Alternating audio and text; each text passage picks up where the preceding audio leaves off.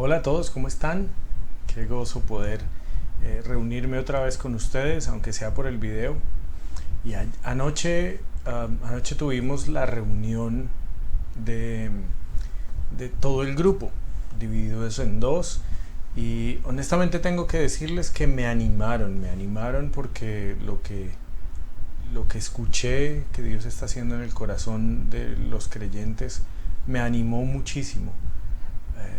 Fue bien especial ese momento, entender lo que Dios nos estaba diciendo, cómo Dios nos habla a cada uno de nosotros. Y obviamente ese fue un momento bien especial. Qué bueno. Y más adelante lo que vamos a hacer es, tal vez vayamos a cambiar de grupos y así poder tener interacción con todos en el grupo grande. Pero les tengo que contar que fue muy especial con el grupo con el que yo estuve y estoy seguro que con el grupo que estuvo con Víctor también pasó lo mismo. Entonces, muy contentos por lo que Dios está haciendo en el curso. Como les cuento, eso fue ayer.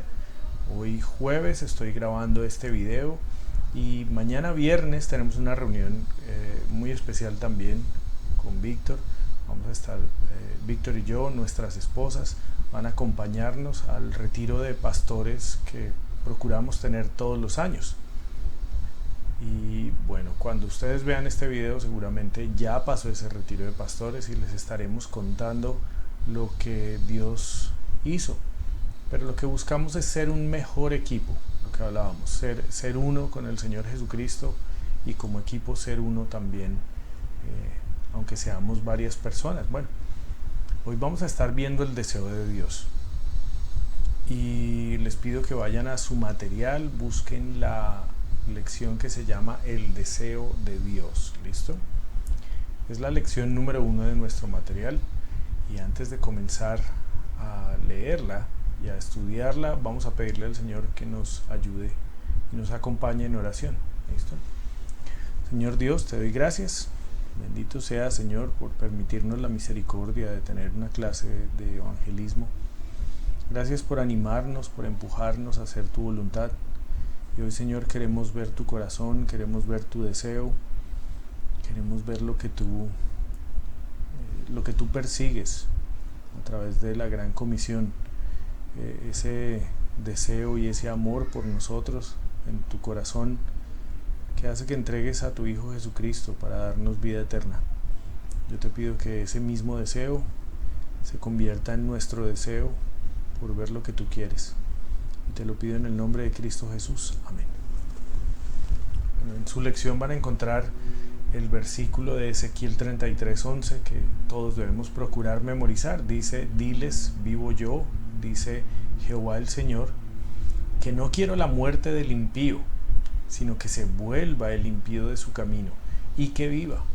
Volveos de vuestros malos caminos. ¿Por qué moriréis, oh casa de Israel? Me acomodo un poquito acá. Listo. Y este versículo manifiesta ese deseo que hoy vamos a estar discutiendo, que es del Señor, que el Señor quiere para con el ser humano. Y podemos leer ahí en la introducción: tanto las plantas como los animales mueren y dejan de existir. En contraste, los seres humanos existen eternamente. Vamos a leer esta cita de Eclesiastés. Eclesiastés 3:11.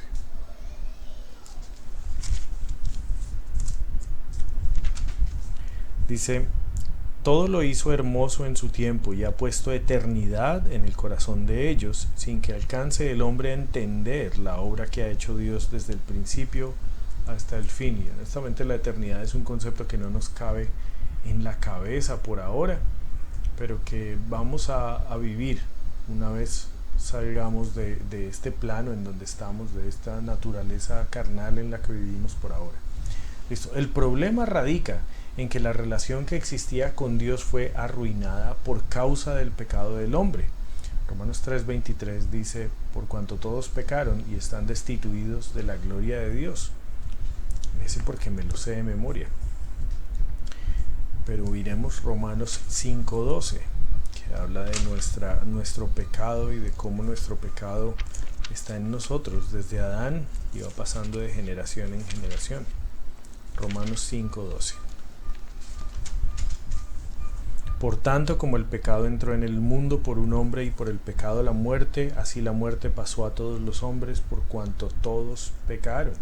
Y Romanos 6:23, que dice: porque la paga del pecado es muerte, mas la dádiva de Dios es vida eterna en Cristo Jesús, Señor nuestro. Jesucristo fue enviado precisamente para abrir un camino, para que el hombre pudiera relacionarse con Dios nuevamente.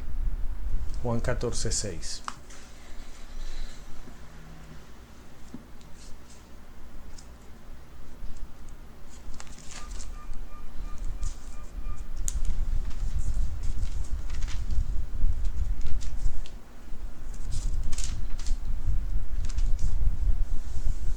Jesús le dijo: yo soy el camino y la verdad y la vida. Nadie viene al Padre sino por mí.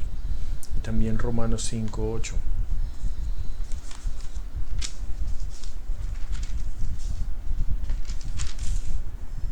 Mas Dios muestra su amor para con nosotros en que, siendo aún pecadores, Cristo murió por nosotros. Disfrutar de la paz con Dios, perdonar los pecados y salvar las almas de los hombres de la condenación eterna se encuentran en el corazón de Dios. Vamos al libro de Ezequiel.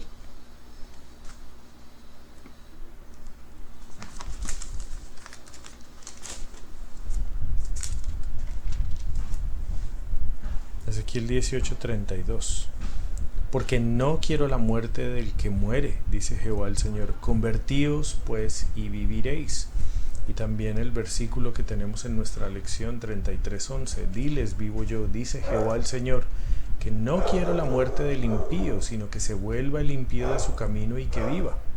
Volveos, volveos de vuestros malos caminos, ¿por qué moriréis, oh casa de Israel? Y también Juan 3:18.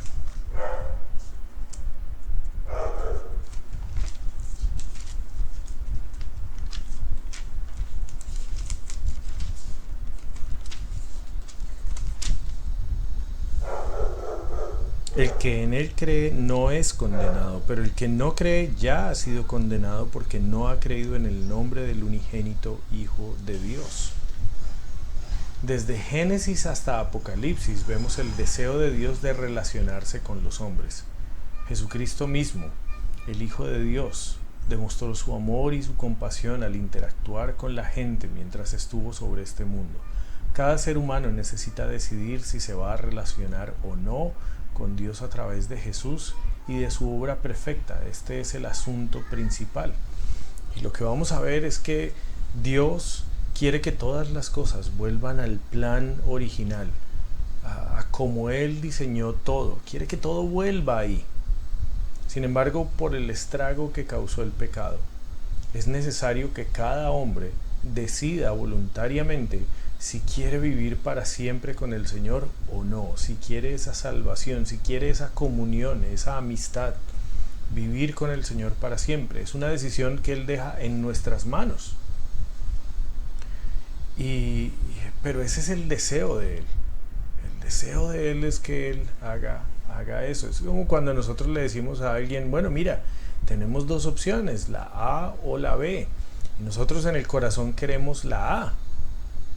Pero la otra persona tiene la decisión. Entonces es la A o la B. O la A o la B. Y así es Dios con nosotros. Mira, tú puedes relacionarte conmigo a través de Jesucristo o ir a un infierno eterno. ¿Qué prefieres? Relacionarte conmigo, vivir para siempre conmigo, volver a ese plan original que teníamos. ¿O quieres estar lejos de mí eternamente y sufriendo y lejos de la gloria de Dios? ¿Quieres o estar conmigo? Y se manifiesta ese deseo de Dios por toda la Biblia y lo vamos a estar viendo. Porque vamos a verlo en primer lugar en el punto 1, lo que Dios quiere que se ve por todo el Antiguo Testamento. Y lo primero, ustedes pueden leer ahí todos esos puntos. Entonces yo no les quiero leer todo el material, pero sí les quiero hablar de lo que entiendo de él. Lo primero es, veamos ese plan original que Dios tenía. En el punto 1 dice: la relación de Dios con el hombre se afectó por el enemigo. Vamos a ver Génesis 3. Y por entender por entender lo que pasó en ese momento, podemos también entender por defecto lo que teníamos y perdimos. Génesis 3, del 1 al 13, vemos la historia de la caída del hombre. Dice: pero la serpiente era astuta, más que todos los animales del campo que Jehová Dios había hecho, la cual dijo a la mujer: con que Dios os ha dicho, no comáis de todo árbol del huerto. Y ahí lo que podemos ver es que lo que hizo Satanás fue poner la duda en el corazón de Eva, de la mujer. Y es la estrategia que sigue diciendo: ¿de verdad si crees que existe un Dios? Satanás sigue diciendo: ¿de verdad crees que hay vida eterna? ¿En serio crees? Todas esas cosas que te dijeron, ¿sí crees en ese libro tan viejo que apareció quién sabe de dónde? Sí, de verdad tú le oras, ¿tú sí crees que esas oraciones se escuchan? Todo el tiempo está poniendo dudas en el corazón de los hombres. No ha cambiado. Sigamos. Y la mujer respondió a la serpiente: del fruto de los árboles del huerto podemos comer, pero del fruto del árbol que está en medio del huerto, dijo Dios, no comeréis de él, ni le tocaréis para que no muráis. Ojo, porque aquí la mujer ya está cambiando la cosa. La orden de Dios era no comer del fruto. Tocarle no estaba dentro de los asuntos, pero miren cómo tratamos de añadirle a lo que Dios dijo. Tal vez es una tendencia natural. Tal vez ellos se habían establecido como una regla ni tocarle para no tener nada que ver con ese fruto y así evitar comerlo. Pero ya dijeron que Dios dijo que no le tocaréis. Pero eso no lo había dicho Dios. Tenemos una tendencia a poner nuestras reglas personales como si fueran decisiones que todo el mundo tuviera que tomar, como si fueran palabra de Dios. Y vamos a aprender que el mensaje del Evangelio no hay que tocarlo. Es claro y es perfecto. Más adelante. Sigamos. Entonces la serpiente dijo a la mujer: no moriréis. Claro, porque él es homicida desde el principio, es padre de mentira, entonces no le importa que el ser humano se muera, no le importa que sus mentiras causen daño, es simplemente como él es. Sino que sabe Dios que el día que comáis de él serán abiertos vuestros ojos y seréis como Dios, sabiendo el bien y el mal. Y el ser humano vio esa posibilidad y le creyó a Satanás, pensando que comiendo ese fruto iba a llegar a ser como Dios. Quisieron, como aprendemos en la lección 13 de las 13 lecciones de ser administradores de Dios, rechazaron ser administradores y cuidadores de lo que Dios dio y quisimos volvernos los dueños. ¿Sí? Quisimos volvernos los patrones, apoderarnos de lo que no era nuestro. Y vio la mujer que el árbol era bueno para comer, deseos de la carne, y que era agradable a los ojos, los deseos de los ojos, y árbol codiciable para alcanzar la sabiduría, la vanagloria de la vida. Primera de Juan 2:15. Y tomó de su fruto y comió, y dio también a su marido, el cual comió así como ella. Entonces fueron abiertos los ojos de ambos, y conocieron que estaban desnudos. Entonces cosieron hojas de higuera y se hicieron delantales. Y lo que tenemos aquí es como el hombre, al darse cuenta que estaba desnudo, pero no en sí desnudo y ay, me están viendo desnudo y yo sin ropa. No era eso, sino estamos sin la gloria de Dios. Estamos sin protección. Esa gloria de Dios que nos cubría se cayó, se quitó. Entonces inmediatamente trataron de buscar una manera de cubrir eso que habían perdido, esa cobertura, esa protección, y se cosieron hojas de higuera y se hicieron delantales. Y nosotros tenemos la imagen de que Adán y Eva andaban por ahí con una hojita en la entrepierna, y Eva tenía un par de hojitas en el pecho, y entonces andaba en bikini, y que Adán andaba en taparrabo. Pero esas son simplemente cosas que Satanás ha metido, pequeñas mentiritas que va metiendo en la cabeza de la gente, Y nosotros llegamos a creerlos, pero miren, estamos hablando de delantales, cubiertos completamente, unos delantales, de arriba a abajo. No era solamente un par de hojitas en las partes nobles, no, eran muchas hojitas. Y esto tipifica la religión, ¿no? El hombre tratando de, a través de sus obras, a través de sus actos, a través de cosas físicas, llegar a lograr obtener lo que perdió. Pero todas esas hojas se marchitarían, esas hojas con los días se secarían y tendrían que estar reponiendo constantemente esas hojas para que ese delantal los pudiera cubrir físicamente, porque espiritualmente no lo haría. Pero así es la religión.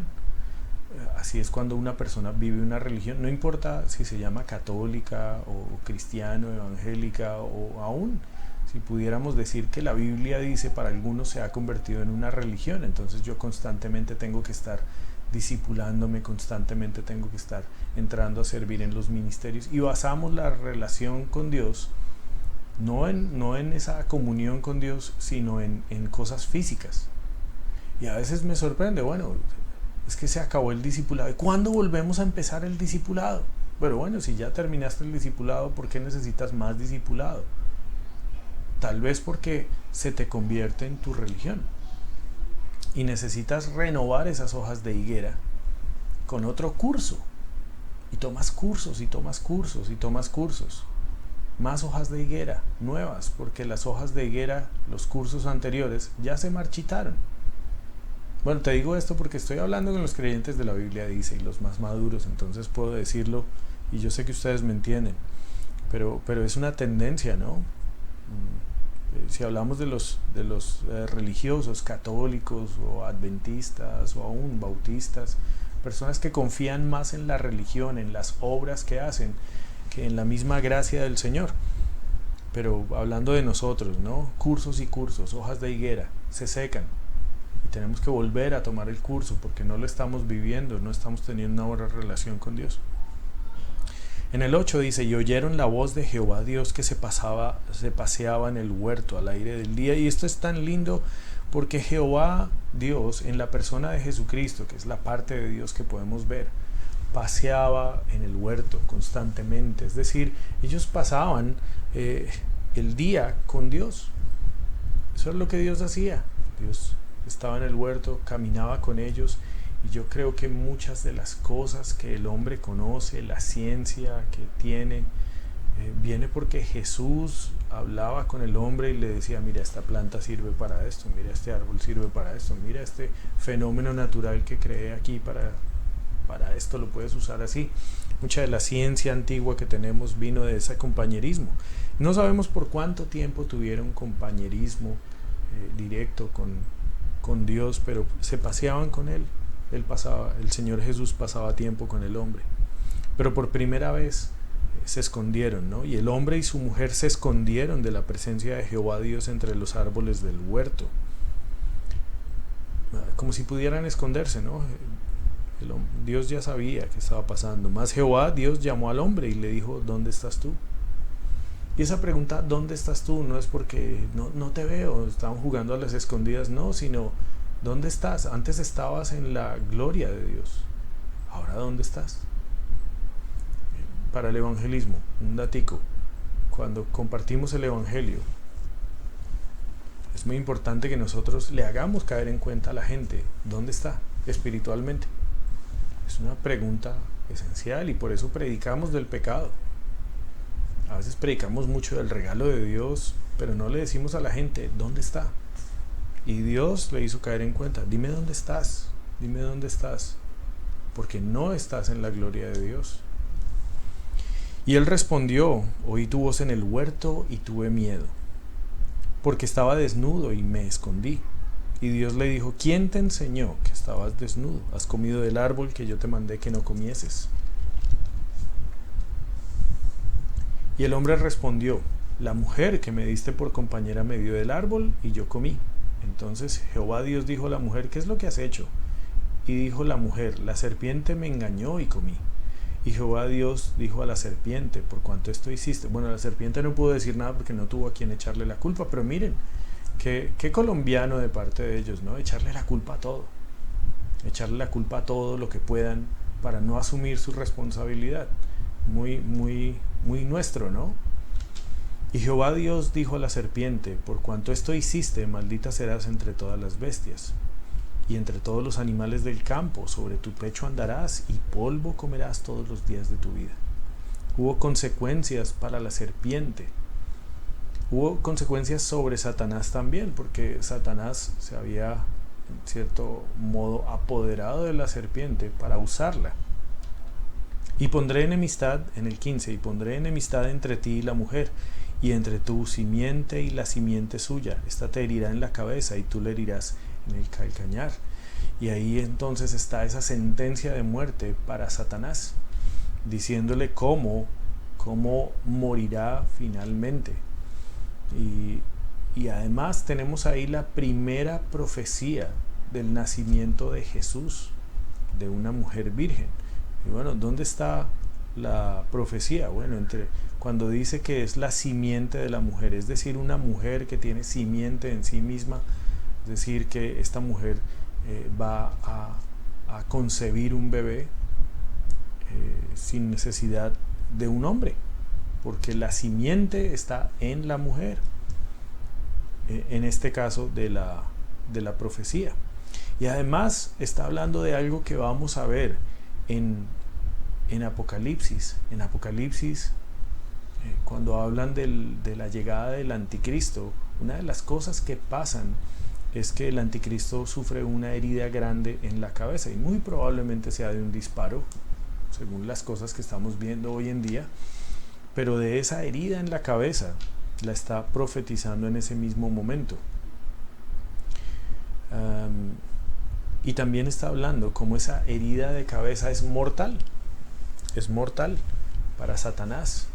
Pero la herida que el Señor Jesucristo sufrió en la cruz por nosotros no fue mortal, una herida en el calcañar, de la cual se pudo levantar para darnos vida eterna. Ahí está la profecía de la venida del Señor Jesucristo. Consecuencias sobre la mujer en el 16. A la mujer dijo: multiplicaré en gran manera los dolores en tus preñeces. Es decir, el embarazo era un gozo para una mujer, el embarazo era un paseo para una mujer. Pero bueno, yo me acuerdo de los embarazos de Ángela, y pues se cansaba, le dolía, los huesos moviéndose, el cuerpo realmente se exige muchísimo para poder multiplicarse y poder generar un ser humano ahí adentro. Y dice: con dolor darás a luz los hijos. Resulta que tener niños no dolía, no daba ningún dolor. No sé cómo era la cosa, pero sencillamente no dolía. Pues sabrosísimo, porque el trabajo de la mujer era procrear, era tener muchos hijos para llenar la tierra y multiplicarse. Entonces qué bueno que era sin dolor, pero ahora cambió y entonces duele, y esos hijos duelen. Y dice: y tu deseo será para tu marido, y él se enseñoreará de ti. Y nosotros vemos más adelante en 2 de Corintios, vemos cómo esta es una medida de protección para la mujer. No es tanto un castigo, sino es una protección, ¿no? Es una protección. En estos días escuché noticias en Villavicencio del robo de niñas, y es preocupante. Y si ustedes tienen una niña en su casa, pónganle mucho cuidado a eso, porque en un mismo día desapareció una niña de 12 años, la enviaron a la tienda y no volvió. Y también una niña de 5 años fue raptada por una mujer, atraparon a la mujer, rescataron a la niña, y la mujer manifestó que hay gente pagando por niñas en Villavicencio.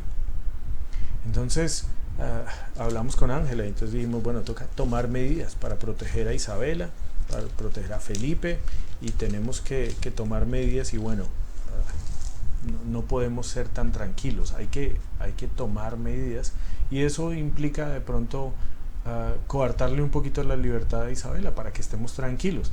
Bueno, así, de la misma manera como pienso en este momento, pienso también que Dios le limitó la autonomía a la mujer para protegerla por lo que había sucedido. No sé cómo te caiga lo que te estoy diciendo, pero la mujer siempre necesita autoridad sobre ella. Y Satanás nuevamente ve con que Dios ha dicho que la mujer necesita una autoridad sobre su cabeza. ¿De verdad Dios dijo eso? Y entonces viene ese movimiento de feminismo y ahora tenemos feminazis por todo el mundo.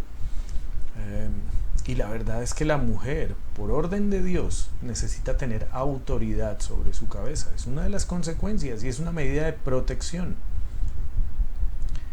El 17, y al hombre dijo, por cuanto obedeciste a la voz de tu mujer y comiste del árbol de que te mandé diciendo, no comerás de él, maldita será la tierra por tu causa y con dolor comerás de ella todos los días de tu vida.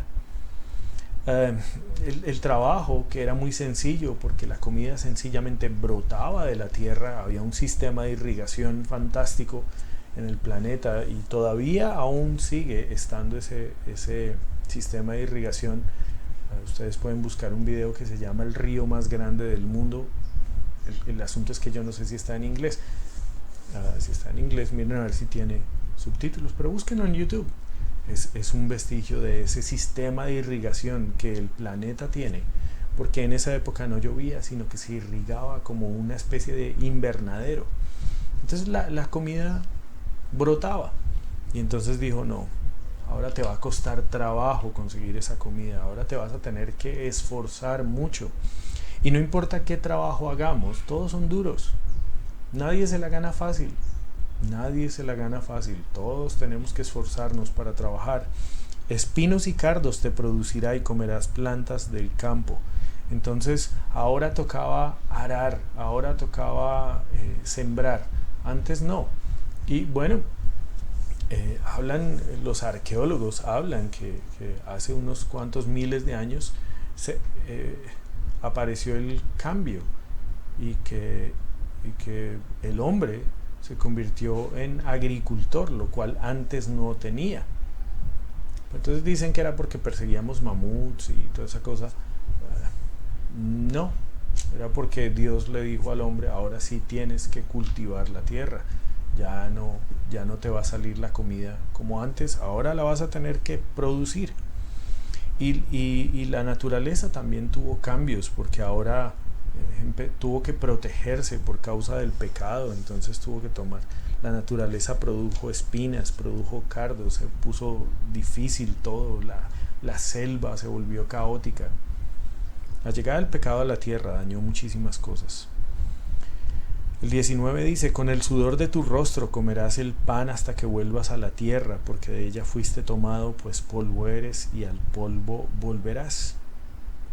Fue necesario que el hombre tuviera que pasar por la muerte para la cual no fue diseñado. Pero es una medida también cautelar, que es una medida que protege, porque Dios tuvo que ponerle límite a los años de los hombres, porque ahora era una raza caída y por causa del pecado esta raza estaba destituida de la gloria de Dios. Entonces, si el hombre no moría, iba a estar eternamente destituido de la gloria de Dios. Y este planeta estaría completamente alejado de Dios. Pero porque nosotros morimos, entonces tenemos la oportunidad de llegar y restablecer esa comunión con Dios y luego sí ir a la gloria de Dios, donde tendremos compañerismo con Dios por una eternidad. Entonces, gran castigo la muerte, pero al mismo tiempo gran oportunidad, porque si no muriéramos estaríamos eternamente alejados de la gloria de Dios. Entonces, hasta ahí, hasta el 19, hasta el 24, y llamó a Adán el nombre de su mujer Eva, por cuanto ella era madre de todos los vivientes. Y Jehová Dios hizo al hombre y a su mujer túnicas de pieles y los vistió. Otra profecía del Señor Jesucristo. Yo estoy seguro que esas pieles salieron de un cordero o de algunos corderos. Y toma un animal inocente que no tenía la culpa de nada de lo que había hecho ni Adán ni Eva. y para quitarles la piel, pues los sacrifica. Y con esa piel de ese animal inocente que no había cometido pecado, es cubierto el hombre. Y así Dios le enseña a Adán y a Eva diciéndoles, miren, va a venir un cordero sin mancha que va a quitar el pecado del mundo. Y va a ser ese cordero que va a morir para poder cubrirlos a ustedes. Y eso fue lo que Dios le enseñó a Adán y a Eva. Esa fue la información que les dio. Y ellos fueron cubiertos de manera temporal, pero poniendo la fe en ese cordero sin mancha que habría de venir. En el 22, y dijo Jehová Dios, he aquí el hombre es como uno de nosotros, sabiendo el bien y el mal. Ahora pues, que no alargue su mano y tome también del árbol de la vida y coma y viva para siempre. No es que Dios no quiera que el hombre viva para siempre, pero no quiere que viva para siempre alejado de Dios, sino que viva para siempre, pero en comunión con Dios. Entonces no se puede, el hombre, el ser humano, no puede tomar de ese árbol de la vida. Ese árbol de la vida vuelve a aparecer en Apocalipsis. Es un árbol que aparece ya en los últimos capítulos de Apocalipsis y está en el centro de la ciudad de Dios, dando vida eterna. Así que Dios lo protege, ese árbol, para que el hombre no esté eternamente condenado, eternamente apartado, y haya oportunidad de redención. Y lo sacó Jehová del huerto del Edén para que labrase la tierra de que fue tomado. Tuvo que proteger ese árbol y ese huerto. Echó pues fuera al hombre, destituidos, ¿no? Y puso al oriente del huerto de Edén querubines y una espada encendida que se revolvía por todos lados para guardar el camino del árbol de la vida. Y mira qué ilustración de la doctrina tan especial. La palabra anda por todos lados y protege el camino para llegar al árbol de la vida. Sin la palabra de Dios, sin atravesar por la palabra de Dios, que es esa espada aguda de dos filos que entra hasta lo más profundo, hasta las coyunturas y los tuétanos, y discierne las intenciones del corazón. Sin la palabra de Dios, esa espada, no se puede llegar al árbol de la vida. Tenemos que usar la Biblia y tenemos que enfrentar a la gente con la Biblia y usar nuestra espada para que ellos puedan tener acceso a la vida eterna. Bueno, todo eso sacamos de este capítulo, y lo que podemos ver es esas grandes consecuencias, pero podemos ver también esa relación que teníamos con Dios, porque teníamos todo. Teníamos una vida sin preocupaciones, teníamos todas las necesidades emocionales, físicas, sociales, laborales, teníamos propósito en la vida, no teníamos enfermedades, no teníamos pandemia, no teníamos nada de esto, y teníamos solo el gozo de estar con el Señor. Y todo eso se perdió. Y nosotros no tenemos idea, porque han pasado muchas generaciones y lo olvidamos. Entonces no sabemos de lo que nos perdimos, pero por ver la palabra de Dios podemos ver muchas de esas cosas que perdimos. Qué pesar que hayamos perdido eso. Sin embargo, Dios sí se acuerda cómo era y lo extraña. Dios lo anhela nuevamente. Y yo le decía anoche al grupo que estuvo conmigo, yo les decía que el amor de Dios es muy grande por el ser humano, y mirando todo lo que está pasando en las noticias, uno dice, pero ¿qué es tan amable en el ser humano? Bueno, el ser humano impregnado del pecado, pues no tiene nada de especial. Pero Dios nos conoce sin pecado, y honestamente pienso que el ser humano sin la afectación del pecado debe ser muy bello, debe ser muy lindo.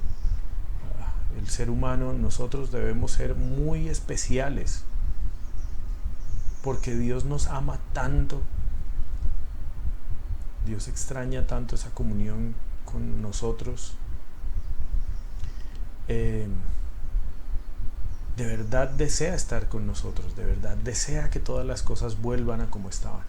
Entonces, estableció esa forma de llegar nuevamente a ese plan que Él tenía. Y en el punto 2 vemos la redención que Dios efectuó, involucró la muerte de un cordero. En Génesis 3:21 ya habíamos visto que tomó ese cordero y lo sacrificó para sacar su piel y con la piel cubrirnos, y les dijo: miren, esto es lo que va a pasar, va a venir un cordero sin mancha, espérenlo, y Él va a dar su vida para poder cubrirlos a ustedes nuevamente de la gloria de Dios. Nada más, no se pongan religiones, no se pongan túnicas de hojas, ni de palos, ni de nada, tranquilos, va a venir el que los cubra, no tienen que hacer esas cosas. Yo tengo listo el plan. Y en el capítulo 4, el versículo 4, dice: y Abel trajo también de los primogénitos de sus ovejas, de lo más gordo de ellas, y miró Jehová con agrado a Abel y a su ofrenda. Y uno dice: bueno, ¿por qué rechazó lo de Caín? ¿Por qué no le gustó lo de Caín? Caín presentó cosas bonitas también. Pero lo mismo, volvemos al asunto de la religión. Caín llegó con sus obras, con su trabajo, con su esfuerzo.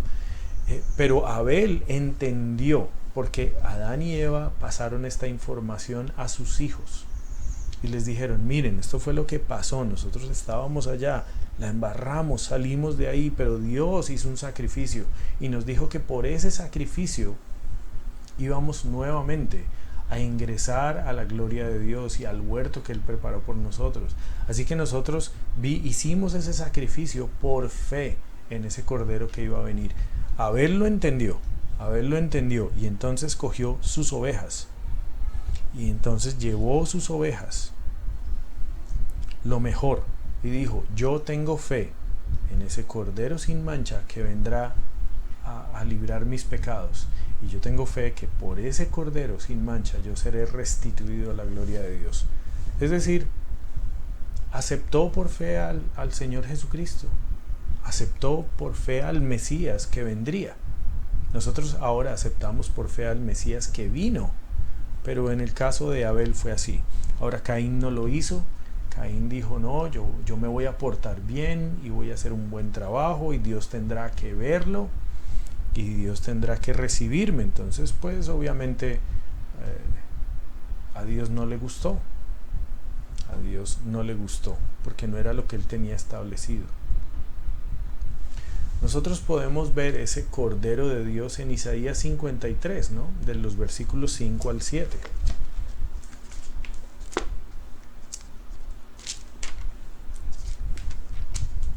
Dice: mas Él herido fue por nuestras rebeliones, molido fue por nuestros pecados, y el castigo de nuestra paz fue sobre Él, y por su llaga fuimos nosotros curados.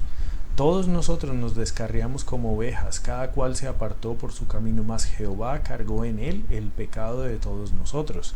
Angustiado Él y afligido, no abrió su boca. Como cordero fue llevado al matadero, y como oveja delante de sus trasquiladores, enmudeció y no abrió su boca.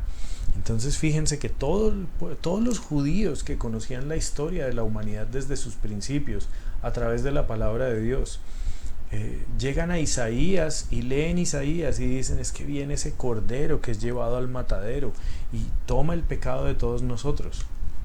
Y entonces en Juan 1:29,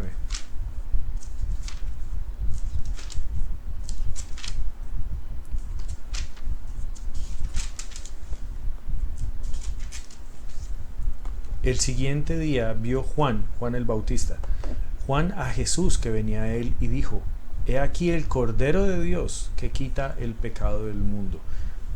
Más claro no pudo haber sido Juan el Bautista.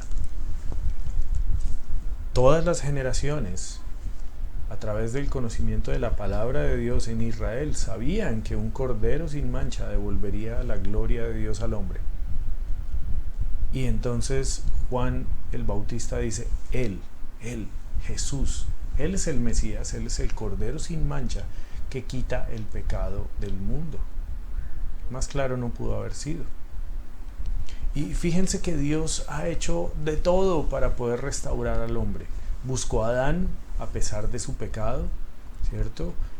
Adán se alejó y se escondió, pero Dios fue hasta donde él estaba y le preguntó: ¿dónde andas? ¿Por qué estás escondiéndote? ¿Qué pasó contigo? Y le dio la esperanza en la cual podía creer. Dios le mostró el amor a los ninivitas, enviando a Jonás ese Jonás con ese corazón duro, pero los ninivitas era gente terrible, o sea, no era que, ay, pobrecitos ninivitas, los ninivitas eran unas porquerías. Y Jonás, en la carne, tenía hasta razón de no querer ir a salvar a los ninivitas y darles esperanza a los ninivitas. Los ninivitas era un pueblo que atacaba a los judíos, y de pronto se iban hordas de ninivitas y entraban en el territorio de Israel y saqueaban los pueblos de Israel, saqueaban las villas, las ciudades pequeñas. Y entonces obviamente ustedes saben cómo era eso, no solamente entraban y robaban, sino que también violaban, asesinaban, quemaban todo, se robaban todo lo que podía. Y los ninivitas hacían eso, y entonces Jonás estaba enviado a ir a esa gente, y por eso él decía, no, yo prefiero morirme. Él dijo, prefiero que me boten al mar y ahogarme antes de tener que ir a ofrecerle el perdón a esos ninivitas. Yo pensaba Jonás en su carne, pero miren qué tan grande es el amor de Dios, que le dijo a Jonás, mira, yo aquí tengo mucho pueblo en esta ciudad, y aquí tengo gente que no sabe ni leer ni escribir. Yo les tengo que ofrecer la oportunidad de la salvación a ellos antes de caerles en el juicio. Y les ofreció esa oportunidad. Pero así es el amor de Dios tan grande, y para que se fijen, no que Jonás fuera como, es que ese Jonás era... No, Jonás tenía también sus motivos muy personales. Tal vez, digamos, hablando un poquito ahí, de pronto exagerando un poquito, tal vez Jonás había sido afectado indirectamente por esos ninivitas, tal vez había perdido familia. Miren, se parece mucho al proceso de paz. ¿Cuántas personas fueron afectados por las FARC? Y ahora recibir la orden de perdonarlos, y que ellos salgan y digan, ups, perdón, fue un error mío masacrar a toda esa gente, les pido perdón, muchas gracias, y que queden libres. Eso le duele a mucha gente en el corazón. Entonces así tenía ese corazón Jonás, pero el amor de Dios es encima de eso. Entonces Dios mostró ese amor a pesar de cómo eran los ninivitas, ¿no?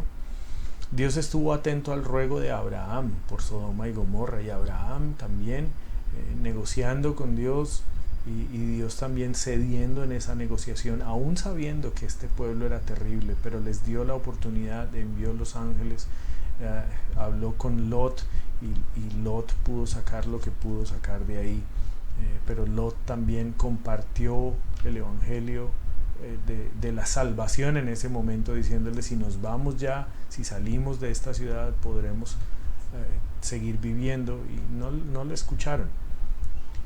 Dios levantó un tabernáculo para que se relacionara todo Israel con él. Está bien que pues, Jesús no pudo volver a andar en el huerto con Adán y Eva, pero Dios extrañaba tanto al ser humano que dijo, ok, mientras tanto voy a hacer un tabernáculo, y voy a estar ahí en un lugar santo, santísimo, apartado de todos, porque soy santo, santo, santo, y ninguno de ustedes puede llegar a mi presencia, pero voy a estar en ese lugar muy, muy secreto, pero voy a estar entre ustedes. Y ahí estaba la gloria de Dios en ese tabernáculo. Luego Salomón le construyó una casa a Dios por orden de David, y Dios habitó esa casa. En el lugar santísimo también, la gloria de Dios estuvo en esa casa, en el templo de Salomón. Y Dios quería estar con la gente. Dios quiere restablecer su relación con el ser humano. Y siempre, a medida que vemos todo el Antiguo Testamento, vemos que Dios les dice, vuélvanse, regresen, arrepiéntanse, lleguen nuevamente a mí, lleguen nuevamente a establecer lo que perdimos. Estoy dispuesto a perdonar todo, pero vengan y volvemos a empezar. Y ustedes saben que Israel pues rechaza siempre las cosas, a uno le da rabia, pero seamos honestos, muchas veces nosotros también rechazamos esa comunión con Dios por favorecer el pecado y nuestra carne, y después nos arrepentimos, volvemos y estamos juiciosos un ratico, y vuelve el pecado y otra vez nosotros arrepentidos. Así que no somos tan diferentes, ¿no? Ahora, en el Nuevo Testamento vamos a estar leyendo varias citas, y el deseo de Dios se ve ahí, porque Jesús habitó entre los hombres. Lucas 2, 10 al 11 dice, pero el ángel les dijo, no temáis, porque he aquí os doy nuevas de gran gozo que serán para todo el pueblo, que os ha nacido hoy en la ciudad de David un Salvador, que es Cristo el Señor. Ese Cordero sin mancha llegaba al mundo, llegaba para morir, y nació entre las ovejas, ¿no? Entre los corderos, entre los corderitos, en una ciudad en donde se criaban los corderos que iban a ser puestos en sacrificio en el templo. Así el Señor nació ahí. Juan 1:14, y aquel verbo fue hecho carne y habitó entre nosotros, y vimos su gloria, gloria como del unigénito del Padre, lleno de gracia y de verdad. Y esos hombres afortunados, esos apóstoles, esos israelitas de ese tiempo que vieron caminar a Jesús y pudieron ver su gloria entre los hombres. La gloria de Dios, de la cual estábamos destituidos, se había acercado a nosotros, había venido por nosotros. Primera Timoteo 3:16 dice, e indiscutiblemente grande es el misterio de la piedad. Dios fue manifestado en carne, justificado en el Espíritu, visto de los ángeles, predicado a los gentiles, creído en el mundo, recibido arriba en gloria. Ese misterio de la piedad, que es que Cristo se hizo hombre para morir por los hombres y que debe ser predicado a todos los hombres en el planeta, es decir, la gran comisión. Ese misterio fue manifestado, se aclaró ese misterio grande que había ahí. Jesús, el Hijo de Dios, interactuó con la gente, trayendo esperanza. Mateo 8, del 1 al 3 dice, cuando descendió Jesús del monte le seguía mucha gente. Espera. Y he aquí vino un leproso y se postró ante él, diciendo, Señor, si quieres puedes limpiarme. Jesús extendió la mano y le tocó, diciendo, quiero, sé limpio. Y al instante su lepra desapareció. Y pues siempre me impacta esto, porque los leprosos eran residuos sociales. Nadie quería estar cerca a un leproso. Un leproso era una persona a la que por causa de su enfermedad nadie se le podía acercar, tenía que entrar en aislamiento preventivo. Pero además el leproso era tratado de manera muy peyorativa, su familia lo abandonaba y ellos tenían que ir a vivir en las cuevas y en los montes, porque todo el mundo estaba asustado de la lepra. Y seguramente este señor, este leproso, había perdido el contacto con su familia, con las personas que amaba, y él tenía que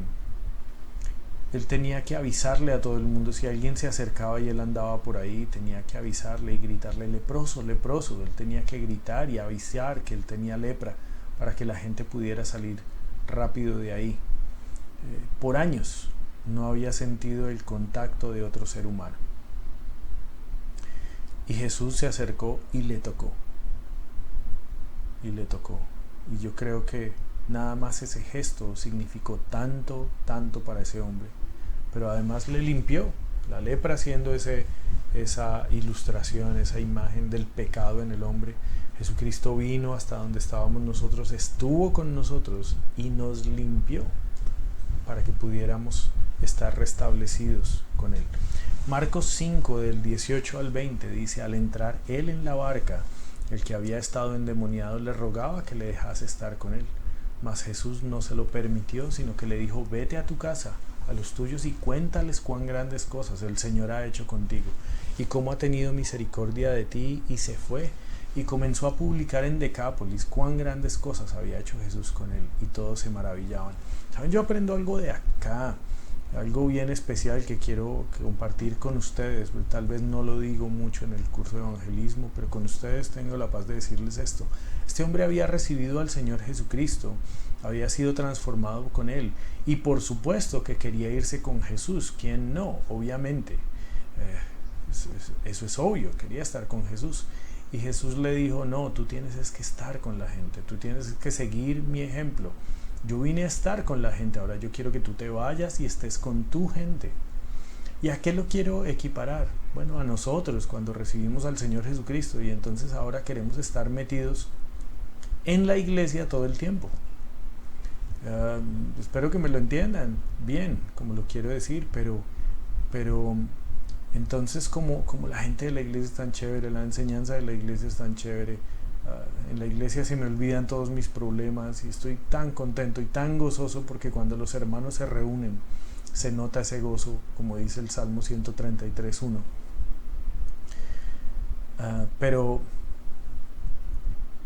Pero Jesús dice, no tienes mucho que hacer aquí pegado a mí. Tienes mucho más que hacer si te vas. Y a veces tenemos la tendencia a estar metidos en la iglesia, a estar metidos en actividades, a estar metidos en todos los grupos, a estar metidos en todos los ministerios. Y me sorprendió que cuando en la inscripción les decía ¿en qué ministerio estás? Hay gente que chuleó casi todo. Y obviamente somos pocos y nos toca hacer muchas cosas a cada uno, yo lo entiendo, pero mi pregunta es, ¿a qué hora te vas a tu casa? ¿A qué hora te vas a los tuyos? ¿A qué horas les cuentas las grandes cosas que Dios ha hecho contigo?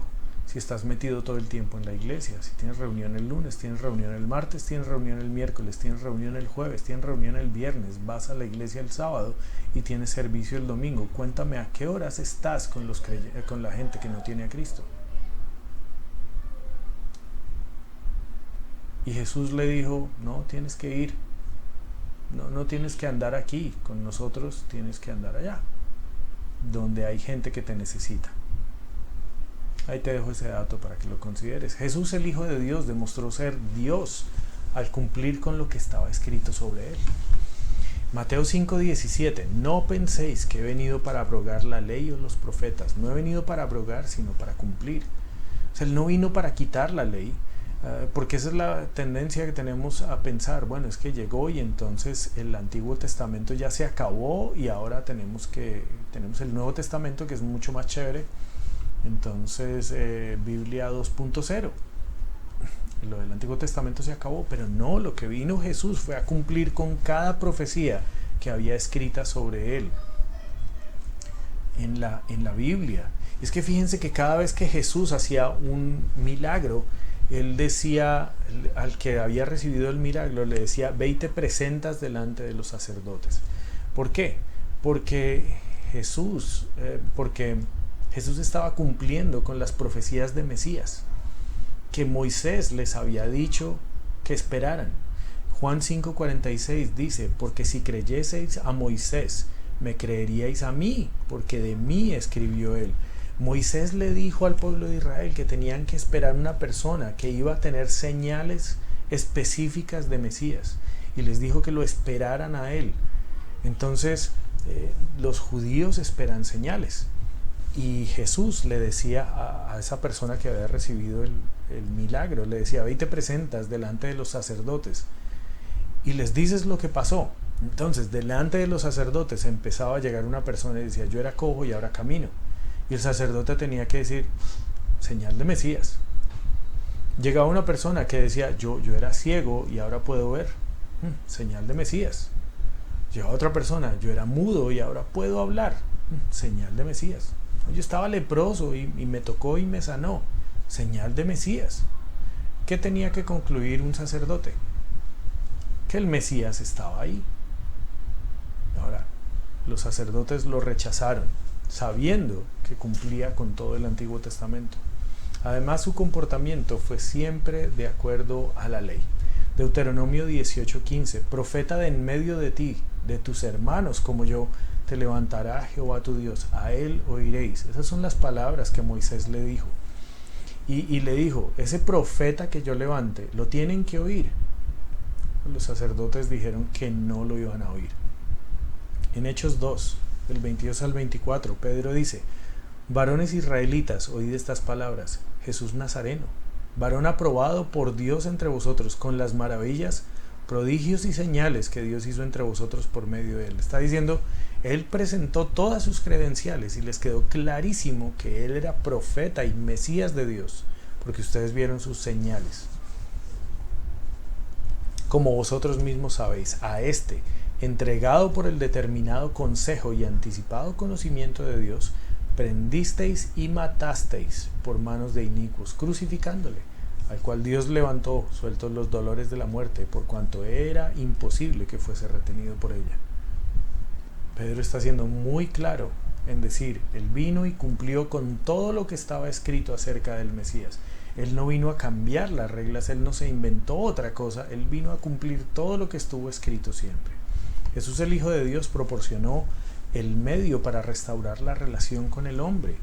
Colosenses 1:20. Vamos a leer ese Colosenses 1:20, por favor.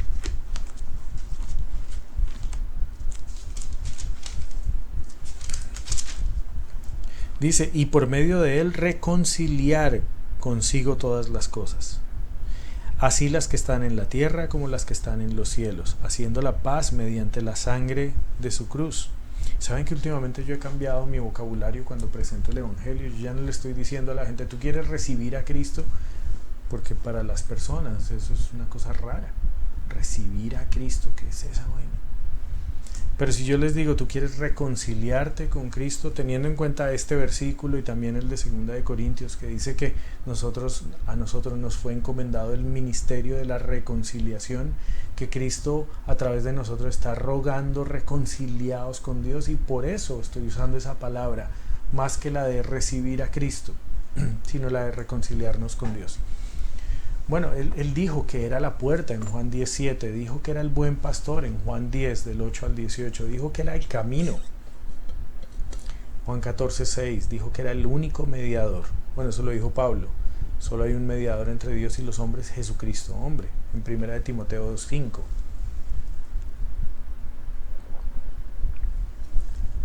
Así que Jesús fue absolutamente claro en decir que Él es el camino, Él es la forma para restablecernos en esa relación que Dios quiere tener con nosotros. Jesús, el Hijo de Dios, vivió en obediencia al Padre y sacrificó su vida como pago por nuestra deuda por el pecado. Hebreos 2.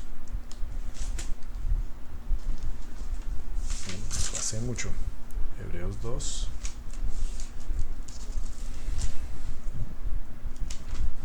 Aquí está. Del 14 al 18. Así que por cuanto los hijos participaron de carne y sangre, él también participó de lo mismo, para destruir por medio de la muerte al que tenía el imperio de la muerte, esto es, al diablo, y librar a todos los que por el temor de la muerte estaban durante toda la vida sujetos a servidumbre. Porque ciertamente no socorrió a los ángeles, sino que socorrió a la descendencia de Abraham, por lo cual debía ser en todo semejante a sus hermanos, para venir a ser misericordioso y fiel sumo sacerdote en lo que a Dios se refiere, para expiar los pecados del pueblo. Pues en cuanto él mismo padeció siendo tentado, es poderoso para socorrer a los que son tentados. Él mismo se entregó por nosotros. Romanos 5, del 1 al 2, que habla de esa justificación que tenemos en Cristo.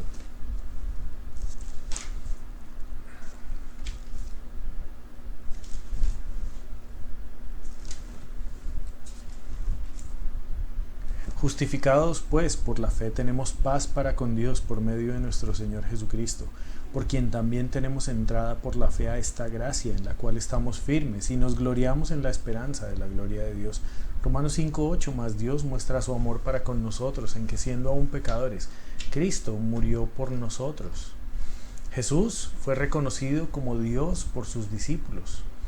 Juan, en 1 de Juan, del 1 al 4, él dice que Él, el Verbo de Dios, estuvo entre nosotros y nosotros lo reconocimos, vimos su gloria como la del unigénito de Dios. Juan está diciendo, yo estaba ahí cuando lo vi hacer las cosas que solo Dios podría hacer. Yo me di cuenta que Él era Dios. Pedro también lo reconoció y en Mateo 16:16 dice, tú eres el Cristo, tú eres el Cristo. Él lo reconoció. Y Pablo, quien fuera enviado a los gentiles, en 1 de Timoteo, ese sí busquémoslo, 1 de Timoteo 1, del 15 al 17.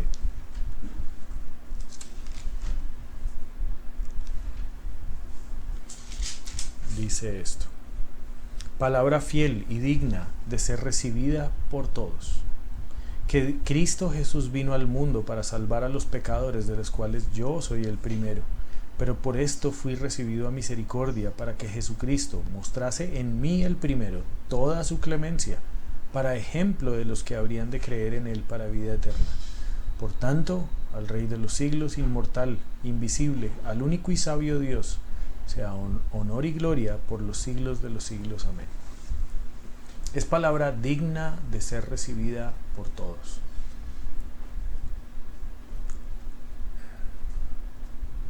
Nosotros vemos el deseo de Dios. Esto es lo que Dios quiere.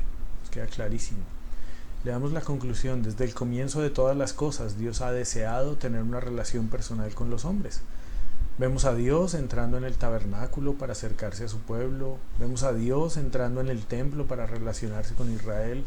Lo vemos entrando en la historia de la humanidad para conectar con la gente, y ahora entrando en los corazones de los hombres que han reconocido su necesidad.